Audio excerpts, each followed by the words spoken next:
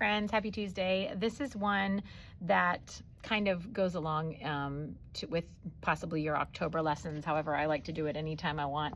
It's called Skeleton Cat, super cute, by Kristen Crow, illustrated by Dan Kroll. And this one already has a refrain kind of built into it, what the sound that the skeleton makes with his bones, the skeleton cat makes with his bones. And so it goes rattle, rattle, clink, clink. And he does a bunch of different things right here.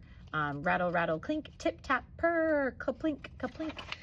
However, then it kind of turns into this one that just repeats over and over again. And it goes like this. We go rattle, rattle, clink, clink, rattle, rattle, clink, tip, tap, clicky, clack, kaplink, kaplink, kaplink.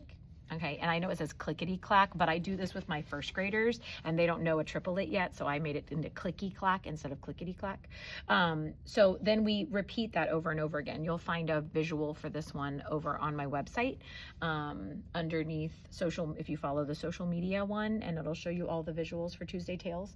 So there's one there. And then what I like to do is I take all of the different sounds that the skeleton cat made and I actually include I know that it has purr for a really long one. You could add that in as a half note. I'll put that in as a rhythmic building block possibility.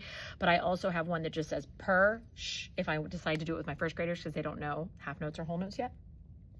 But I use those, and then the kids can come up with their own skeleton cat rhythm at the end of the first read. So on the first read, we use like a song from the wood instrument, from the wood family that has a clickety clack sound, and we would do the one that we learn all together as a class, and then after that you get to get out the rhythmic building blocks for the skeleton cat sounds, and then they create their own.